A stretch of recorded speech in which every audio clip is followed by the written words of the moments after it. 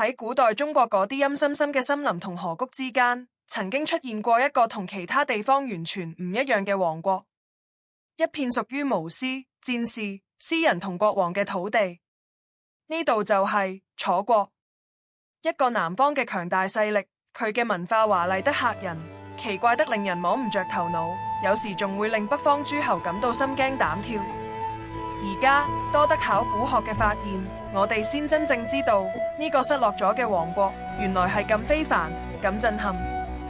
楚國嘅故事要由3000幾年前嘅周朝初期講起。嗰陣時嘅楚只係一個偏遠又唔起眼嘅小封地，由洪氏家族統治，遠離北方政治核心，基本上冇人會覺得佢有咩前途。但楚國有其他諸侯冇嘅嘢，大片土地、豐富資源，仲有一股想要崛起嘅狠勁。去到公元前8世紀，楚國嘅統治者終於忍唔住，直接宣布自己係王。呢個舉動等於公開挑戰周王室嘅權威。由嗰一刻開始，楚國再唔係邊陲小國，佢哋正式踏入強者之列，成為真正嘅競爭者。喺之後嘅幾百年入面，楚國一路向長江流域擴張，將周圍一大堆細細個嘅邦國全部吞併落去。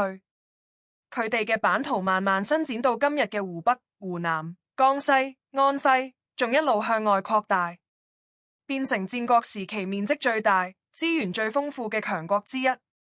去到楚莊王呢啲統治者嘅年代，楚國更加變成一支真正嘅軍事巨獸。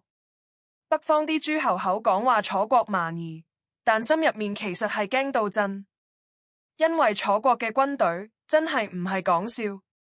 楚國嘅力量係建立喺肥沃土地、龐大人口，再加上一種咁創新、咁突破嘅文化精神之上。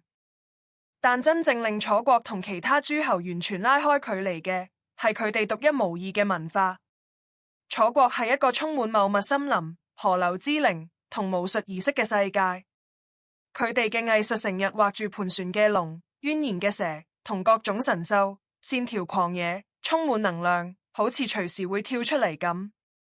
考古學家喺楚國古墓入面揾到嘅漆器、玉佩、青銅器，款式華麗得不得了，完全唔似北方嗰套。楚國唔只係一個王國，佢係一個完整嘅文化宇宙。